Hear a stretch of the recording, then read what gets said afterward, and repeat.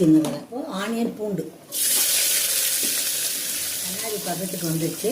இப்போ நம்ம இஞ்சி போட்டு கேரட் போடுறோம். வதங்கிடுச்சு. இப்போ நம்ம தக்காளி போடுறோம்.